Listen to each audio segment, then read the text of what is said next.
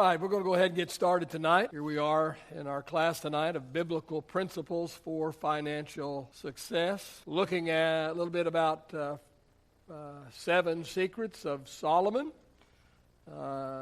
mixing in a little Dave Ramsey along the way, and little Mike Benson thrown in there too. So hopefully you're learning a little bit. If you're not learning something, hopefully you're being reminded of something, and hopefully it's helping you. Before I tell you, here we are tonight is the 5th week of our study, and before I tell you this 5th secret of Solomon for financial success, let's just again review the 4 that we've already talked about. I do know that I'm doing a little bit of repeating, but that helps us to be reminded, and it kind of helps us get a little better handle on it. And the more we hear something, kind of like I had a true story. I had a friend of mine, one of my mentors actually, who did a lot of seminars on finances, on marriage, on parenting, these kinds of things. And he told me that he went to a church, and he said it was his 4th time to do the very same financial seminar. And he said the pastor told the people, said, you know what? So this is the 4th time that our brothers come to do this seminar. And, he said, I think this time I'm going to do it. That was the pastor. So maybe if I repeat myself enough, maybe you might say, well, you know what? This time I think I might just do it. So anyway, let me give you the first 4 secrets of Solomon to financial success that we've already covered. Number 1 is develop a plan. Develop a plan. Proverbs 21:5 says, the plans of the diligent lead surely to plenty. And Proverbs chapter 14 and verse 15 says, the wise considers well his steps. Somebody said, he who aims at nothing never misses. I love the cartoon Charlie Brown. Charlie Brown would take a bow and arrow, and he would shoot the bow and arrow, and then wherever the arrow landed, he would draw a bullseye around it. So he hit the bullseye every time that he shot the bow and arrow. That's pretty funny for a comic strip. The problem is too many people live their lives kind of like that.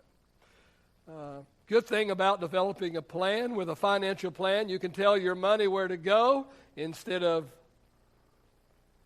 that means, repeat back to me, wondering where it went, right? We can tell our money where to go instead of wondering where it went. So, develop a plan. Set yourself a target. That's the what. Set yourself a target, whether your target is to pay off your credit cards, pay off your car, whatever. But set yourself a target. That's the what. And then give your target a time frame. That's the when. Okay, that's the when. So let's say our target is to pay off. Let's just say our target is to pay off our credit card. Okay, let's say our credit card is let's say it's $6,000. Okay, hopefully it's not, but let's say that it is. Okay, we want to do that. Let's say we want to get aggressive. We want to do that in a year. Okay, so how are we going to do that? If we owe $6,000 on a credit card and we want to pay it off in a year, how are we going to get that done? Well, we take the $6,000 and we divide that. How many months are in a year? 12. So 600 divided by 12 would be how much? It would be 500 if you don't have your calculator out. Because I know people today need a calculator. The rest of us old enough, we were taught how to add and subtract and multiply in our head, okay? So the time frame is a year, so that means that we have to pay $500 a month on our credit card every single month over a period of 1 year, and we can meet our target of having all of our credit cards paid. We talked about the debt snowball, about how to pay off debt, how to pay the smallest debt first, get it paid for, then take what you're paying on that, add it to the next smallest debt with what you're already paying, but what you were paying on the other, and get that paid off, and then take that, what you were paying on those 2 little debts, Roll that together, put it with what you are paying on the other debt, roll that into that, and just keep rolling. And before long, you got a big old snowball, and you can attack some big debt. And it's amazing what you can do in a little bit of time. Second secret to financial success from Solomon is take personal responsibility for your financial success. We're just doing a review now if you're here and you weren't with us before, so this is just a review, so that's not in your notes. But number 2, take personal responsibility for your financial success. Nobody is going to do this for you. It's your money, it's your life, it's your future. What do you want your financial future to look like? Do you want it to look like your past? If you want your financial future to look like your past, just keep on doing what you've been doing. Because if you keep on doing what you've been doing, you're going to keep on getting what you've been getting, right? All right. So if you don't like your financial past, you're going to have to do something different, or your financial future is going to look just like your financial past. The only way your future will look any different than your past or your present if you take personal responsibility and make the necessary changes. Say changes. Make the necessary changes to ensure that your future looks better than your past and your present. And only you can determine your future. And that's what you're doing in this class. That's what you're doing right now. I tell you every single Wednesday night, but I'm going to say one more time, you are determining your financial future right now, today, in this class, with what you do or don't do with the information that you are receiving. And let me tell you something very, very deep. I'm known for my real deep. You know, I'm real deep, and I'm known for that, okay? So let me tell you something really, really deep. Are you ready for it? Think you can handle it? Okay, here it is. Tomorrow will come whether you have prepared for it or not. How many know tomorrow's coming? It doesn't matter if you're prepared or not prepared. Tomorrow is coming whether you have prepared for it or not. And let me tell you what's going to happen tomorrow. Let me tell you what's going to happen tomorrow. Now, when I say tomorrow, I'm not talking about in 24 hours. I'm talking about in the future, okay? Let me just describe your future, okay? You want me to? I don't need a crystal ball. I don't have to be a prophet. But I'm going to tell you what's going to happen to you tomorrow. Maybe not in 24 hours, but in the near future, this is what's going to happen. The tires on your car are going to wear out. And they're going to need to be replaced. And have you priced tires lately? So if you're going to have to replace 4 new tires on your car, what's that going to cost you? $300-400, right? 5, maybe depending on what you drive. For some, that's a lot more than that. But at least what? $300, right? At least $300, okay? Do you have $300 laying around? Okay. You better. That's called an emergency fund, right? See, because really it's not even an emergency, because we ought to be smart enough to know that, depending on what tire is on your car, but after 30, 40, 50,000 miles, depending on what kind of tire you bought, you're going to have to replace the tires, okay? But the problem is, for whatever reason, the tires won't pass inspection, and so now we got to go get a set of tires, and we don't know what in the world we're going to do. Where are we going to get $400? Where are we going to get $300? Where's it going to come from? Well, if you'd have had a plan and you had your emergency fund in place, that's where you go get it, okay? So the tires are going to wear out on your car tomorrow. That's not rocket science. It's just the truth, okay? Your car's going to break down tomorrow. It's going to need a new alternator. It's going to need a new battery. Or it's going to need a new starter. Or worse. Or the transmission's going to go out. It's going to happen. The transmission goes out in your car. You know what that's going to cost? How much is it going to cost? $1,500? Is that about somewhere? I mean, help me. I'm just throwing. I don't have really research. I'm just telling you. You got $1,500 laying around? Let me tell you what's going to happen tomorrow. The kids are going to get sick. You got kids? They're going to get sick because kids get sick. Because sick kids go to school and get other kids sick. Or they go to daycare and get other kids sick. or they come to church and get other kids sick. So your kids are going to get sick, and when they get sick, you're going to have to take them where? And what does the doctor want? And then the doctor's going to send you where? He's going to send you to the pharmacist, right? Because he's going to send you with a prescription, right? And what do they want at the pharmacy? Money. Okay? Maybe you've got a nice insurance plan. I hope you do. That's great. But there's still a what? Yeah, a deductible, a copay, whatever. Let me tell you what's going to happen tomorrow. You're going to lose your job. How many's ever lost their job? Raise your hand real high. Look at that. That's half the class. I don't want to exaggerate. That's a third of the class, right? And you guys are young. Everyone that raised your hand, you're young. And you've already lost your job. You're going to lose your job. Because in America today, it don't matter who you are, what you're doing, or what company you're with. On the whim of the CEO, they're going to lay off a bunch of people. It's going to happen. My generation, you went to work, for IBM or the oil company or Halliburton or the telephone company, and you worked 30, 35 years.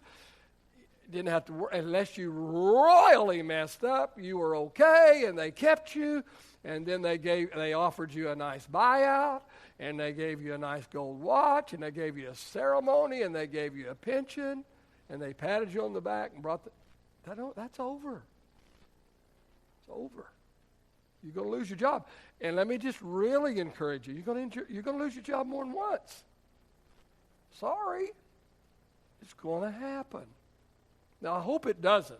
But the law of averages says it's going to happen to you, okay? So let me ask you this. Are you prepared for it? If you went in to work tomorrow and you got called in and you thought you're getting called in to get a promotion, but instead they hand you a pink slip, what's going to, how long can you survive? Well, let me tell you, the average American can only survive about 30 days. And then they either need mom or dad or the government to step in. Sounds like we might need a plan. Got a text today from a man in our church. Honestly, he was whining, but it's okay, but that he found out that he had foundation issues on his house. Well, he already knew it, but he found out he had more foundation issues, and to the tune of $10,000. Okay? But let me tell you something. A couple years ago, and nobody knows who I'm talking about, okay? And if you think you do, you don't, okay? So a couple years ago, I don't know what in the world this person would have done. But let me tell you what they did. They paid the bill because they had a 6-month living expenses set aside. You know why? Because about 3 or 4, maybe even 3 or 4 years ago, maybe 4 years ago, they listened to some of this teaching, and they didn't just listen, they did something about it. And they paid off a whole bunch of credit cards and a bunch of other debt and started putting money away and started building a real emergency fund. And so guess what? This person was whining today because they said, I'm broke. I said, but what would you have been 3 or 4 years ago? You'd have been bankrupt. And then I texted him back and I said, you're not broke, you're even. Seriously, I wasn't just being flippant, and I understand. Nobody wants to pay $10,000 on a stinking foundation issue, right? You want to take a trip around the world or something for $10,000, not that, okay? But there was still good news. The good news was it didn't cripple you. It didn't put you further behind the 8 ball. It didn't dig your hole deeper. No, you already dug through the hole and you covered the hole up. It just kind of took your emergency fund away. But now you're even and you can start building that back again. But yeah, you can kind of feel bummed because, wow, I sure didn't want to spend it on that. But you could also feel pretty cotton picking good that, you know what, I had the money and I paid the bill. The bill is paid. I thought it's kind of cool in one way. I mean, it's horrible in one way, but in another way, it's a whole lot better, okay? Now, am I being negative? No, I'm not being negative. I'm being realistic. I'm being truthful. I'm being honest with you. Let me tell you about your tomorrow. Your kids are going to grow up.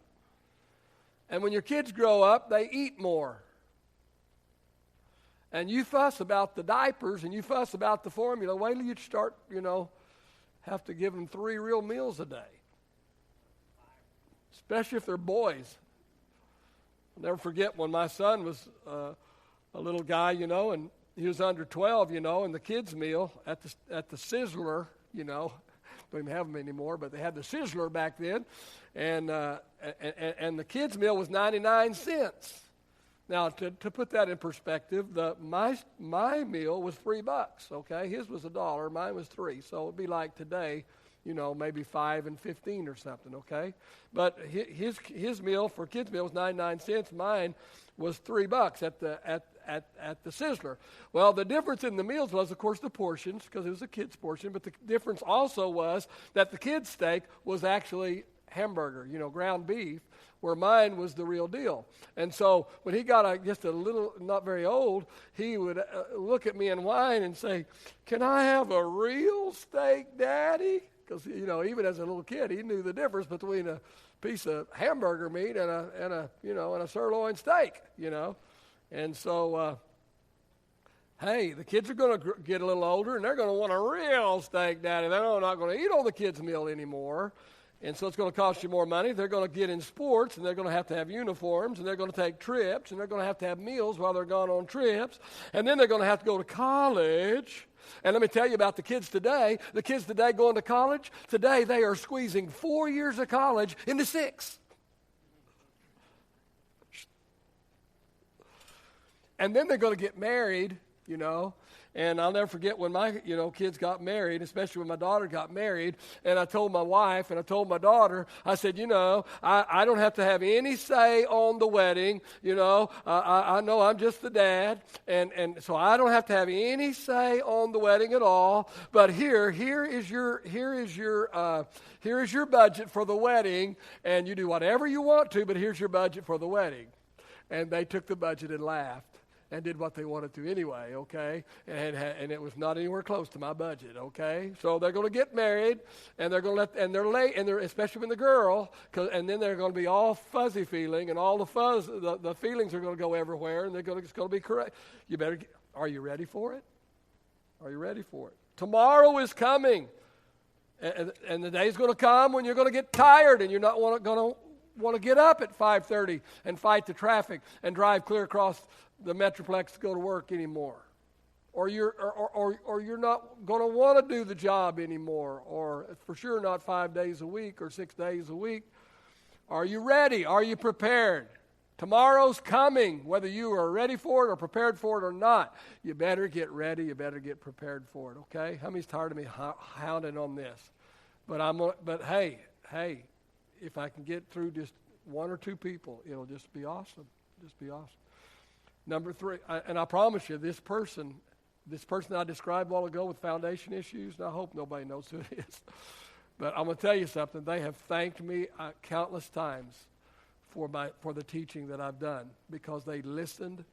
They were upside down financially, and they are doing well. They're doing well, and the sky's the limit for them because they're even. They're not broke right now. They're even, and he's got a really good job and a really good plan, and they're doing well. They're doing well, and I want the same for you and everyone else. Number 3, the third secret that we talked about for financial success is don't be naive.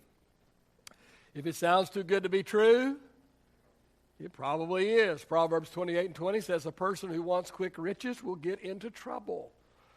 Proverbs 14:15 says, a simple man believes anything he hears. Naive people are first to drink the Kool-Aid. Don't be naive. You're not going to win the lottery. You're not going to find a genie and get 3 wishes. Uncle Ed is not going to die and leave you his fortune. You better do something about your finances. Don't be naive. Nothing magical is going to happen financially for you unless you Make it happen. Okay, evidently if you can't sound back to me, then I haven't said it enough. Okay, so I'm going to keep on saying it. Number 4, we talked about this last Wednesday night. Ask the wise. That's the fourth secret of Solomon to financial success is ask the wise. See, most people make one of two mistakes. They either don't listen to anyone or they listen to the wrong people. See, no one has wisdom in every area, but everyone has wisdom in some area. So we need to figure out, whatever area we need wisdom in, we need to figure out who has wisdom in that area, and then we need to talk to them and hang around with them and glean some of their wisdom. See, there's two ways of learning. There's this 3-step forward and 2 steps back approach. But you know what? If you learn everything in life that you learn by 3 steps forward, 2 steps back, you're going to be a bloody mess. Okay.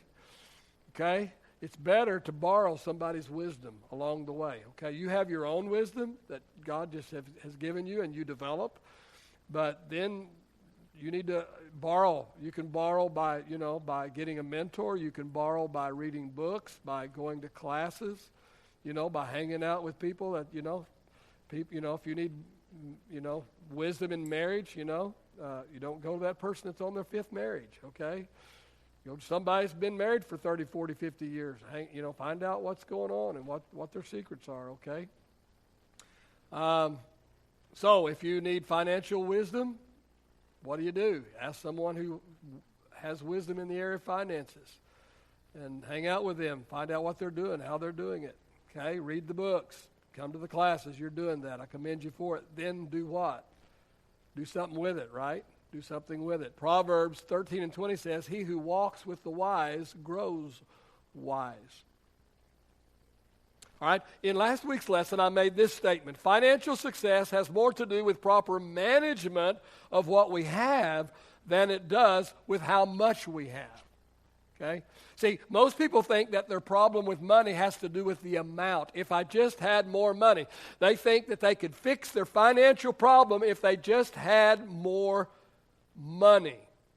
The truth of the matter is that in and of itself is not the answer.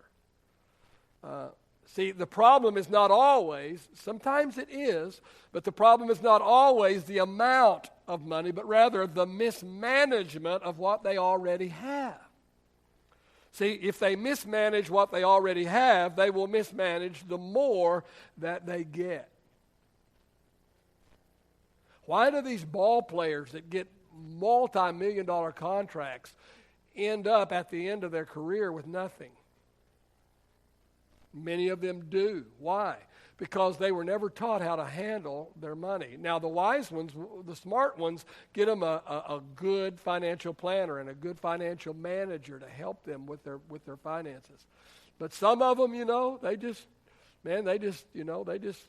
go crazy. They do with $1 million what they did when they had $100 in their pocket. They just spend whatever they have. And they end up with nothing. Okay? If we mismanage what we already have, we will mismanage more if you give us more. If you manage well the little bit that you have, you will manage well the little bit or the more that you receive. It's just the way it is. Haggai chapter 1 and verse 6 that we read last week says you earn wages only to put them in a bag with holes in it.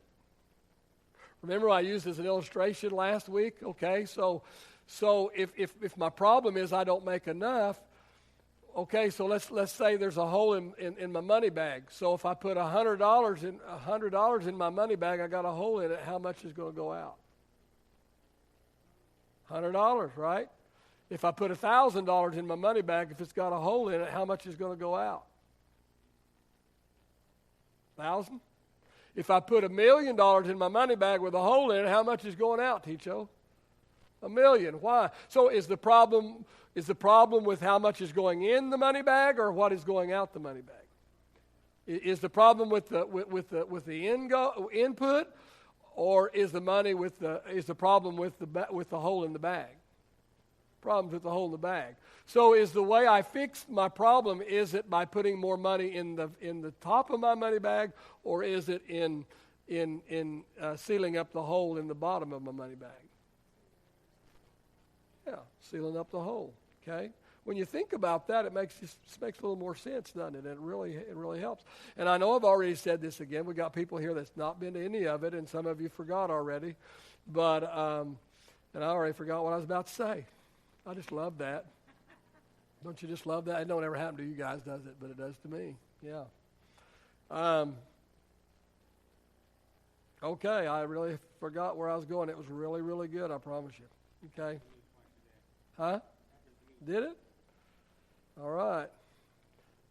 Okay, so the answer is not to put more in, but to repair the hole that allows the money to fall. Oh, here's what I was going to say. I got to hurry up and say it before I mislose it again, and that is you have money that you don't know you have. You think you don't have money, but you have more. Let me just say this. You have more money than you think you have. You have more money than you think you have. And the reason you have more money than you think you have is because you've got holes in your money bag, and it just goes a little bit here, and a little bit there, and a little bit here, and a little bit there. And so if you could find out where that money's going, that's the reason why I told you to make a list of every dollar that you spend. How many's done that? I know you guys have done that. Have you done that? A list of every dollar that goes in, or every dollar you spend the next week. You will be amazed to find out you have more money than you think you have because you are squandering money. You're just allowing money to flitter away. You think, well, that's only a $5 bill, you know. Somebody wanted to buy my lunch today, okay? And it was only $5 because I'm cheap, okay? It was only $5, okay? But actually we were sitting down at a restaurant, so by the time I tipped, it was $7, okay? So, but this person was a young person, and Pastor, will you let me bless you today? I said, well, I appreciate that, but no. No, no. Why not? I said, you take that $7 and you save that $7. Okay, thank you. And I do appreciate it, and I understand the principle of blessing your pastor and all that. But take this. But pastor, he says it's only $5. It's only $5. But take that $5 and put it in the savings account, and then $5 here, and $3 here, and $12 there. It makes a lot of difference. Okay? All of us could do better financially, even if we never made a dime more than we make now. All we have to do is find out where the holes are in our money bag and sew up those holes, all right? Now, some people have a small hole in their money bag, and others have a big hole in theirs. Find out where those holes are. And you do that by, like I said, writing down every dime that you spend over a period of time. It'll amaze you where your money's going, and when you start adding up the little bitty things. And then, of course, a budget, which is telling your money where to go instead of wondering where it went. A budget, giving every dollar a name on paper, on purpose. Okay? These things will help you discover where the hole is in your money bag. It might be eating out. America loves to eat out. Kids today don't recognize dinner if it doesn't come in a sack with a yellow M on it. They don't know it's dinner. Okay. Well, okay, McDonald's may be pretty cheap, but I'm going to tell you something. A grilled cheese sandwich at home is still 10 times cheaper. Okay, or even something much better than that. But I'm just threw something out easy. But might be eating out. And hey, I'm not against eating out. I eat out almost every day. But you know what? I'm not head over heels in debt. Okay? I'm living debt-free, so I can live like no one else. And the reason why I'm not living like no one else because everybody else is living that way. But you know what? I'm actually living like nobody. I'm actually paying my bills. I'm not putting it on a credit card. So I am living like no one else. Okay? Might be eating out, might be recreation. Nothing wrong with recreation. Everybody ought to have a little fun. But if you're head over heels in debt, you shouldn't be going to Disneyland. Shouldn't be going to Six Flags. You ought to be going to the park, throwing the Frisbee around. Come on. It might be the house you live in. Okay? You might need to have a garage sale. I don't mean throw a bunch of junk on a table in the garage and have a sale. I mean sell the garage and the house that's attached to it. If you're head over heels in debt, you might have to do that. It's drastic, yeah, but it's not now. It's just temporary. Okay? You might it might be the cars you drive. Probably is, because America is in love with their cars. So it might be the cars you drive. You might need to sell, the nice, shiny car and buy you an old rust bucket. Not forever. Temporary, okay? It might be your Starbucks habit, okay? See, it's not always the big things that trip us up. Sometimes it's just too many little things, or little things too many times. My son had a youth pastor a few years ago that was a Starbucks junkie. I mean, he's on a youth pastor salary. Let me just tell you that youth pastors, they don't make the same as rocket scientists, okay? He was on a youth pastor salary and going to Starbucks, 2 or 3 times a day, okay? I mean, he was spending on Starbucks what a lot of people spend on a car payment. They shouldn't even have the car payment, but they sure shouldn't have a Starbucks payment that equals a car payment. He was a Starbucks junkie. Now, he didn't stop going to Starbucks, but let me tell you what he did. At least, he tried to make some changes in his life, and I'll give him kudos for that.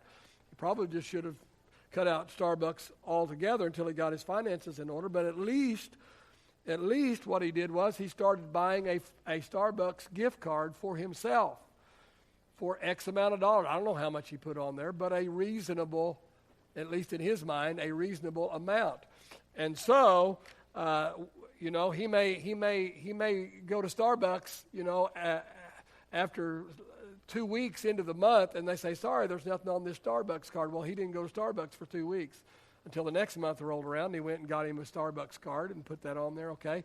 And so then, of course, eventually he learned, this is how often I can go. And he put himself really on a budget, but that's not a bad idea, At least he was doing something. Listen, you may not do everything I tell you to do, and you may not get gazelle intense, which I hope that you do, temporarily. But even if you don't, if you just make some changes, if things get better, it'll be worth it, okay? Hopefully that you don't just use that as a cop-out, but hopefully you'll get crazy about it till you get things right, and then you can live like no one else now, so later you can live like no one else. All right, let's move on. The 5th Solomon secret to financial success. That's tonight's lesson. This lesson will surprise you. You're going to have a difficult time getting your arms around this, and you're going to say, what? But here it is. To get more, you must give more. Solomon, what is your secret to financial success? To get more, you must give more. That doesn't make a lick of sense, does it? But it's a principle. It's a principle of God's Word, and it works. Proverbs chapter 11, verse 24 and 25 says, give freely and become more wealthy. Be stingy and lose everything. And it goes on to say, the generous will prosper. Those who refresh others will themselves be refreshed. Let me remind you, some of you will hear it for the first time, but let me remind you of 2 sayings that I love to say. I have a whole lot of sayings that I've said over the years, and here's 2 of them that I love to say. Number 1, if God can get it through you, He will get it to you. I believe that with all my heart. If God can get it through you, He will get it to you. See, the problem is that most people think that everything that comes their way is for them. They think that more is for them. And so when they get a raise in pay, they just raise their lifestyle. Or when they get a windfall, whether that be a bonus, whether that be a raise, whether that be Uncle Ed that does die and leave you something that I said wasn't going to happen, or whatever, or something just, some unexpected thing, they think, oh, that's for me, and they go spend it all on themselves. I'm not saying you shouldn't get any of it. I'm not saying you shouldn't keep any of it, but I'm saying that just because more comes to you, that don't get the mentality that more is all for me. Get the mentality, if God can get it through me, He will get it to me. See, God wants you to be a river and not a reservoir. See, water flows down and through a river, but water is held and contained in a reservoir. So God doesn't want you to be a reservoir. He wants you to be a river. And if God can get it through you, He will get it to you. The second saying that I love to say is, be a giver, and God will make sure you always have something to give. If you will become a giver, God will make sure you have something to give. Solomon said it like this. He said, those who refresh others, we read it a moment ago, those who refresh others, or those who help others, or those who bless others, will themselves be refreshed or will be blessed. Now let me give a disclaimer here. Make sure you are truly giving your money and not someone else's. You say, what are you talking about? When my son was at Southwestern, and my son was taught giving his whole life, and he's always been a giver, and so he heard Dad talk about giving, and so every time in chapel when they'd bring a missionary in, well, Chad, with a tender heart, would give to the missionary, thinking he was giving his money. But he wasn't really giving his money. He was giving his daddy's money. And I called him on it. I said, son, you're not giving your money. You're giving daddy's money. He said, no, I'm not, Dad. I give the money because he would had a part-time job delivering pizza for Pizza Hut or somebody, some Domino's. And so he said, no, Dad, I'm giving my money. And I said, no, you're not. I said, because once you run out of your money, you come back to me for more money. And so since you gave that money, now you don't have money, and so now I have to give you money. So you are really not giving your money, you're giving my money. And so I told him, I said, while you're in college, now when you're on your own, that's different. But while you're in college and Dad's paying the college bill, and Dad's picking up the extra bills when you run out of money, I said, from now on, you let Dad listen to God and hear what to give. You tithe on what you get, but you let Dad be the giver until you get out of college and you get your own money. You're giving Dad's money. You don't know it and you don't understand it, but you're giving Dad's money because when you give your money and you run out of money, then Dad's the one that has to pay the bills. Does that make sense? So what I'm saying is, first of all, we're going to tithe because that's God's money, right? We're not talking about tithing right now. We're talking about giving. And so once you've tithed, but then, when the missionary comes, or the pastor comes and presents a need and tries to get in your pocket and you give, but because you gave, you can't make your car payment or you can't pay the utility bills, have you really given your money? No, you've given somebody else's money, right? Does that make sense? So that's my disclaimer. Make sure that you are actually giving your money, not somebody else's money. But if God can get it if He can get it through you, He'll get it to you. Now, please don't take this as a bragging. It's just an illustration, and it's just the truth. I'm trying to prove my point. Every church that I have pastored prospered financially under my leadership. Every church I pastored prospered financially under my leadership. Why? Because I preach, teach, promote, and practice giving. Okay? A lot of pastors won't touch the subject because they don't want to make themselves look bad. They don't want people to say, well, that preacher's just all about money. Well, everybody's all about money. You're all about money. Don't give me, you are. Because you got to have money to pay your bills and raise your family, okay? Everybody talks about money, thinks about money. Everybody's about money. But if the preacher says anything about money, then he's money hungry. Well, I'm not money hungry, but I will tell you what, I want. I'll just be total what's the word? Rich, honest. Okay, I'm just going to be totally honest with you. I want you to prosper. I want our church to prosper. And I don't mind prospering along with you, okay? How's that? Okay?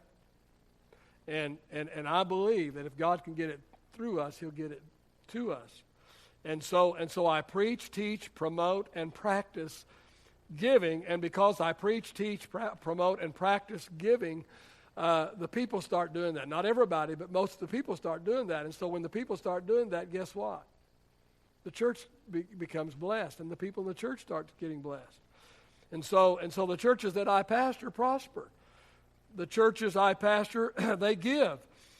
They're, first of all, tithers. And number two, the churches I pastor give to missions. They give to missions. Now, when I came to this church 12 years ago, the church was basically bankrupt. So when I found out they gave $350 that month, the first month I was here, the church gave $350 to missions. Well, we just came through at 12 years later, we just came through our faith promise, our missions advancement week where we made our faith promises, and we broke all records in the history of the church with over $200,000 in faith promises for this coming year in missions. That equals $16,666 a month to missions. 12 years ago, the first month, $350. Fast forward 12 years, and the faith promises are $16,666. Okay? We give to missions. Let me tell you something else we do. We loan our vans and our stuff to people, other churches. Say, Pastor, won't that wear out our vans? Yeah, sure does. But you know what? If God can get it through us, he'll get it to us. And because that we are not stingy with our stuff, and I'm not just, so don't go telling people we do that, okay? I don't put that out on the internet that we do that, okay? Okay, but we're generous with people, okay? Because when you're generous with God's stuff, he'll give you stuff. Just a principle of the Word of God, okay? All right? We're generous to our staff. When we have a guest speaker, we bless their socks off. We give them 2, 3, 4 times what they get in other churches. Why? If God can get it to us, get it through us, he'll get it to us. Because we give, because we're generous, because we have a spirit of generosity, God blesses us. And God can trust us with more. God knows we're not going to hoard everything we get. Doesn't mean we're not going to be frugal. Doesn't mean we're not going to be wise. Doesn't mean we're not going to be, we don't give to everybody that comes along, because everybody comes along isn't worthy of it and won't do well with it. But I'm just saying we have a spirit of generosity, and God can bless that. Several years ago now, in a board meeting, not in this church, another church I pastored several years ago, one of the board members brought up and started attacking me, not bad, but complaining that I was preaching and talking about giving and money too much. I didn't say a word. Another board member who was sitting in the same room interrupted him and told him basically to shut up. And he told him, he said, we just got through looking at the financial statement of the church. And there's money in every fund. And when this pastor came to us, we were broke. And now we have money in every fund. What he's doing is working. Leave him alone. Let's talk about some things that are not working. This is working. Let's talk about something that's not working. The man shut up. I'm not trying to make myself look good. I'm just telling you it's a principle of the Word of God, and it works. And maybe if you are struggling in your financial area, whether it's with not enough coming in or too much going out, maybe the problem is, you haven't developed a spirit of generosity, and God can't trust you with more. I said maybe. I don't know. I'm just trying to help you. Okay? All right, Solomon, richest man to ever live. What is your secret to financial success? All right, his answer: to get more, you must give more. Solomon said, the generous will prosper, and he who blesses others will himself be blessed. Sir John Templeton, investor and philanthropist, said this: the best investment with the least risk and the greatest dividend is giving. John Wesley said, earn as much as you can, save as much as you can, invest as much as you can, and give as much as you can. Earn, save, invest, give. Billy Graham said, if a person gets his attitude toward money straight, it will help straighten out almost every other area in his life. Let's look at some more scriptures about giving. Luke 6:38, Jesus said, give and you will receive. Your gift will return to you in full, pressed down, shaken together to make room for more, running over and poured into your lap. The amount you give will determine the amount you get back. So what did Jesus say? He said in order to get more, you must give more. It's a principle, and let me just tell you that this is a principle that works in every part of life. Hey, do you want to receive more love? What do you have to do to receive more love? Give more love. Be more loving. Be more loving. Do you want more grace? How do you get more grace? Be more graceful. Give more grace. You can't live by the letter of the law and expect to receive a lot of grace. Correct? Jesus said, blessed are the merciful, for they shall what? Receive mercy. What's Jesus saying? In order to get more, you must give more. Do you want a better marriage? How do you get a better marriage? Be a better marriage partner, right? Give more. Do you want people to be more understanding with you? How do you get people to be more understanding with you? Be more understanding with people, right? Jesus said, give, and it will be given back to you. And it will be given back to you the same way you give it. Let me ask you this, what do you need more of?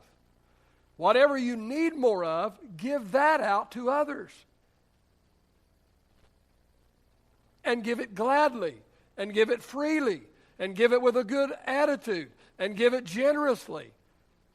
Because in order to get more, you must give more. See, here's the problem. Most people think, when I get more, I will then give more. No, it doesn't work that way. We must first give more, and then we will get more. Galatians chapter 6 and verse 7 says, whatever a man sows, that he will also reap. If I sow corn, am I going to reap potatoes? What am I going to reap if I sow corn? I'm going to reap corn, right? Whatever a man sows, that he will also reap. 2 Corinthians 9 and 6, he who sows sparingly will also reap sparingly.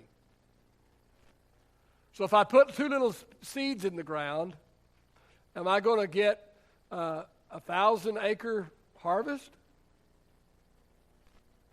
It ain't going to work that way, is it?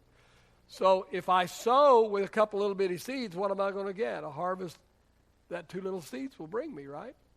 It's going to be more than 2, but it's still not going to, it's going to be a little. He who sows sparingly was going to reap sparingly, and he who sows bountifully will also reap bountifully. Pastor, I'm not reaping much. Well, evidently you're not sowing much. Sorry. Notice Galatians 6 and 7 says, whatever. Say whatever. Whatever. What does whatever mean? It means whatever. Right? Okay. So it could be money, right? It could be kindness. It could be mercy. It could be whatever. So whatever it is that you need, sow that. If you need more love, sow love, be more loving. If you need kindness, be more kind. If you need understanding, if you need mercy, be merciful. If you need money, sow money. Whatever we sow, we're going to reap the whatever that we sowed. Sow hatred or prejudice or jealousy, guess what you're going to reap? Sow sparingly, reap sparingly. Sow bountifully, reap bountifully. To get more, you must give more. Let's look at another scripture. Luke chapter 12, verse 48. To whom much is given, from him much will be required. Again, the problem is we think when we get more, it's all for me. It's all for us. It's not all for us. When you get more, your responsibility increases. You have more, so more is expected of you. Let me tell you this, God expects more out of you in your Christian walk. Those of you that have the opportunity of coming to church twice a week, He expects more out of you than He does some person somewhere in some foreign land or somewhere that has to walk 12 miles to church and only comes twice. You know what I'm saying? I mean, whatever it is, when you get more, whatever it is that you get more of, your responsibility level increases. You have more, so more is expected of you. God hasn't given you more necessarily just so you can live in luxury. God hasn't given you more necessarily just so you can spend it all on yourself. Now let me be clear, there's nothing wrong with having nice things.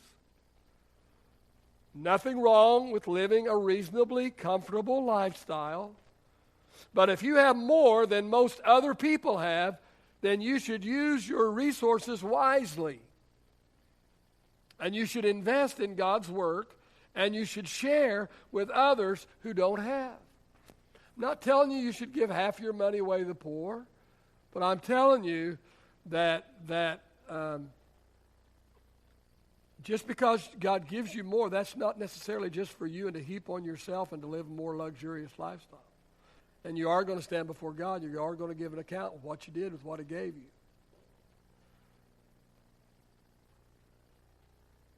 So, if you have more than most other people have, you should use your resources wisely, and you should invest in God's work. First of all, tithing is a prerequisite. It's a command, not a suggestion.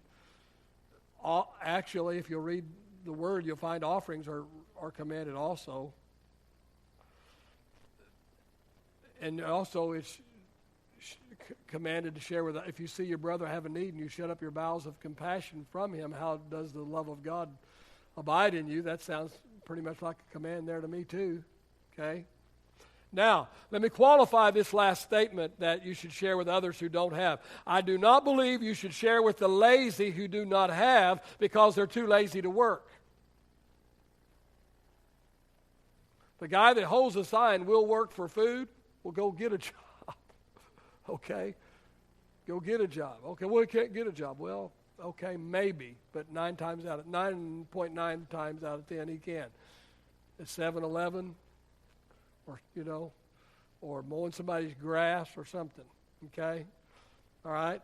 2 Thessalonians 3:10 says, if any man will not work, neither shall he eat.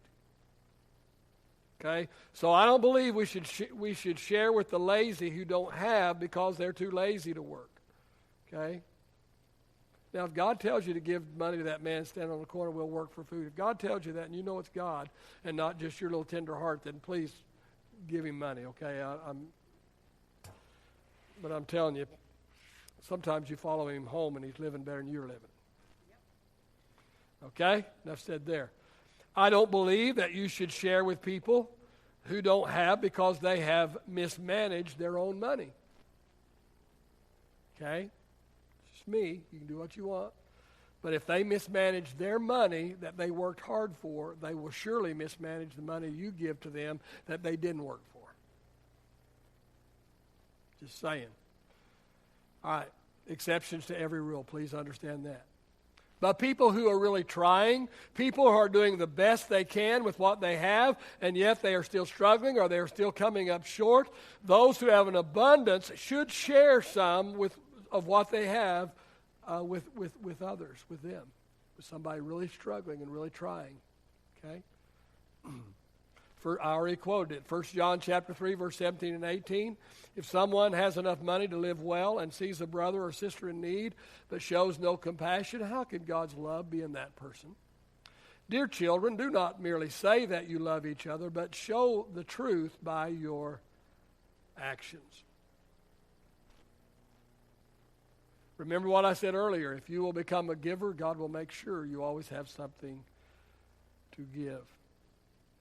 Proverbs 21 and 26 says, some people are always greedy for more, but the godly love to give. Ephesians chapter 4, verse 28 says, work hard so you will have something to share with those in need. All right, Solomon, what is your fifth secret to financial success? To get more, you must give more. And if God can get it through you, he will get it to you. If he can get it through you, he will get it to you. Let me just make a few real statements. A couple of these I've already made before, but some of you have not heard them at all. Others will be reminded. All right, let me give you some percentages real quick, some percentages. Housing, not more, whatever, whether you're renting or whether you're buying a house, your housing should not be more than 25% of your regular take-home pay. So your monthly payment or monthly rent should not be more than 25% of your regular take-home pay, not bonuses, regular take-home pay. Why not bonuses? Because they may stop giving the bonuses, okay? If you're married, that would be your combined regular take-home pay if both are going to continue to work. But if one's just going to work for a couple of years and you base it on both of your incomes, what's going to happen in 2 years when she stays home with the baby? Now you're in trouble. Okay? All right, cars. There's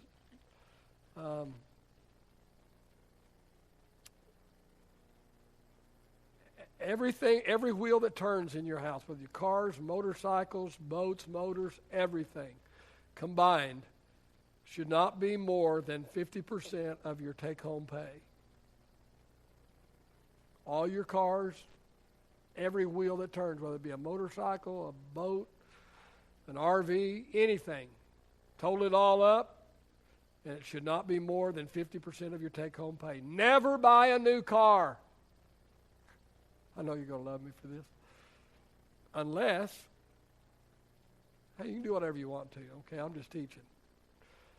Never buy a new car unless you are debt-free, have 6 months living expenses saved in an emergency fund, and your retirement fund is going, and you can pay cash.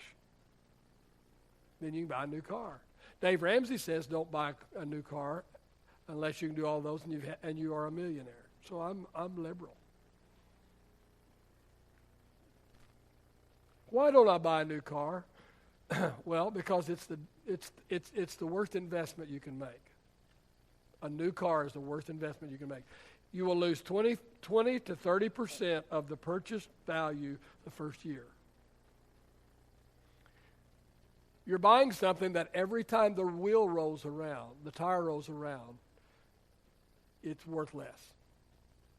Every time the tire rotates, it's worth less. Think about that. Okay? Loses 20 to 25 to 30% of the purchase value a new car does the first year.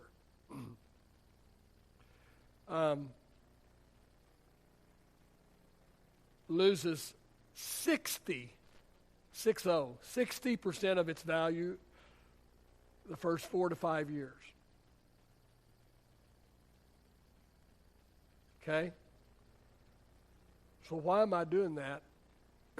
Especially when I'm struggling financially. Okay? So what should I do? Well, I believe you should, if at all possible, drive what you can pay cash for, even if it's a clunker. Well, my friends are going to laugh at me when I trade my $35,000 shiny thing in for this $2,000 beater. Well, you're the smart one, they're the dumb one, okay? I mean, I'm sorry. I'm being harsh. I don't mean to be. you know what you're doing. They don't know what you're doing. You're getting your life back. You're getting yourself a life. You're building yourself a life. Okay? Let me just tell you that if your car payment is $400 a month, okay, and that's not if your car payment's $400 a month, if you took $400 a month and you put it in a good investment for retirement from age 25 to 65, 40 years, that would be worth $4 million. $4 million. What do you want, something shiny, or you want $4 million? And you know, I want to tell you something, if you'll get your finances right, eventually you'll be able to buy that shiny thing. But still don't. Sam Walton drove a used pickup truck. How many know Sam Walton could be driven around in a limousine if he wanted to? He could be driving a Benz. He could be driving a Mercedes. He drove around in a used pickup truck. Why? He's a smart man. He knew that the worst investment he could make was in his vehicles. Okay, but you know what? Hey, you don't have to be Sam Walton. Like I say, I'm not, I give you over the top stuff. I preach 10, so maybe you'll live 7 or 8, okay? Okay? Hey, consider gas mileage when you're purchasing stuff, especially if you're, consider gas mileage, Now, don't be silly. I'm gonna be a little nicer instead of saying dumb. Don't be silly.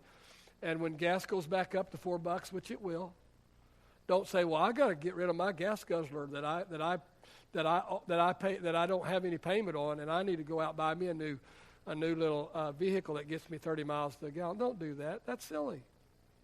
You can buy a whole lot of gas for what you can pay a payment for. Okay, so if you got it paid for, even if it's a gas guzzler, it's better than having a payment on something that gets good gas mileage. But when you go buy something, consider gas mileage, especially if you drive along a commute to work,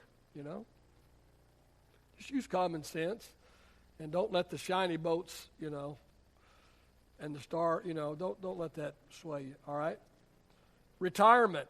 After all your debts are paid, pay all your debts first, not accounting the house, but everything besides your house. Get all that paid for first. Then 15% of your net income should go to retirement in good quality, diversified mutual funds with a 10 to 15 year track record. If you work for a company that matches funds, absolutely take advantage of that. And diversify. Don't put it, even if they do, put some there, but put some money other ways. Other places. Enron matched funds. Okay, remember Enron? Okay. So even though that's a good deal, Grandpa said don't put all your eggs in. Okay. Go the cash system instead of credit card or debit card or something.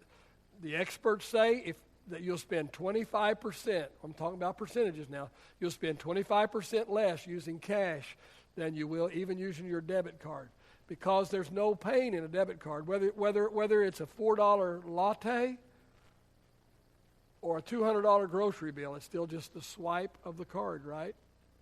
But there's a big difference psychologically in giving $4 to Starbucks or dealing out $200 at the grocery line. You do that a couple of times, and you'll put back some of the chips and some of the dip and some of the cookies and right? You will.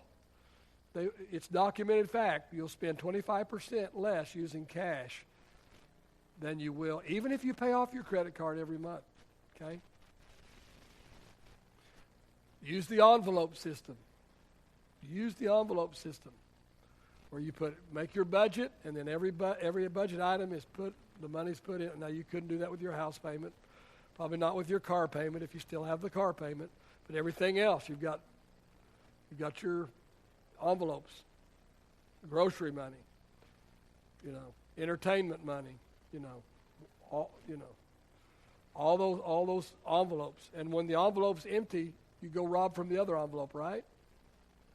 No, it's empty. Now, it'll take you a couple of months to figure it out, to put the right amounts in there. Okay, so you might have to do that until you figure out what's going to work for you. Term life insurance. I got to say one more last thing, and I'm done, okay? Term life insurance.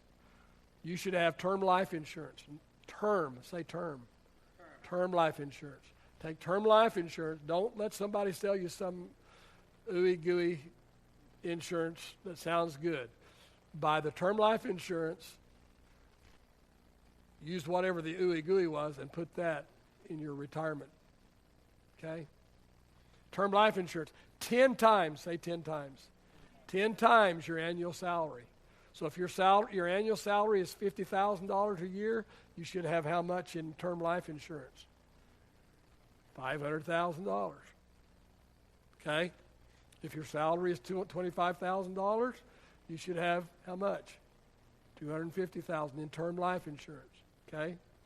Men, if you truly love your family, you will not only take care of them financially by working hard for them and going to work every day and managing well, but you will also ensure their financial future in case you should die. Well, I'm not going to die.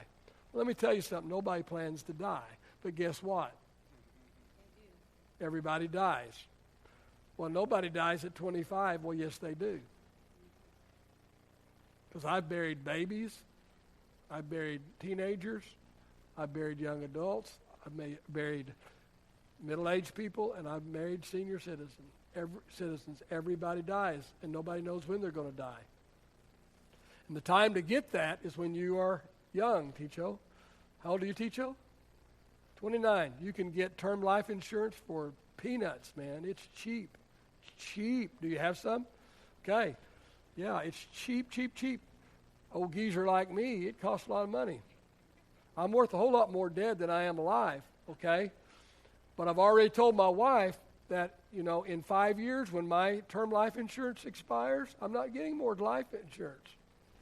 But I don't need it. I've set her up in 5 years. She will have her Social Security. She will have her retirement. She will have a home paid for. She will have her, okay? She will do well, okay? She will do well. Okay, life insurance is not designed to make you rich. It is to give you security and to make sure that if you die, then your spouse or your family is well taken care of, okay? So in 5 years, I'll be 65, okay? My wife will be 65, okay? So, and at 65, trying to get term life insurance is very expensive because they know at 65 you could die any day, okay? Probably not, because when you live to be 65, they say the average, if you live to be 65, you've got a really, really good shot at living to 80 or plus if you make it to 65. But still, it's going to be 10 times more for me than it is for Ticho, okay? So it's not even a good investment for me anymore. But I don't need it. My wife won't have to have it because I don't just teach this, I live this, okay? So, and been doing it for years. And it's not that I'm just make so much money, it's that I've lived debt-free for many years, and we've invested, and we've done the right thing. Not bragging, I'm just telling you, I do what I'm telling you. I'm not just teaching this. I practice it and been practicing it for a long, long, long time, okay? So if you love your family, men, you will have term life insurance in case something happens to you. If you're young, it's very, very reasonable. So do not, if you die without life insurance, I'm going to kill you. You hear me? Okay. Father, thank you for this opportunity of being here again tonight. Thank you for these that have come. And Lord, we've said a lot of things over and over, but actually by design. I pray, Lord, that we will not just be hearers of your word, but we will be doers of your word. Help us, Father, we pray, to do what your word teaches us to do, Father, so that we can receive the blessing that comes from obedience. In Jesus' name, amen.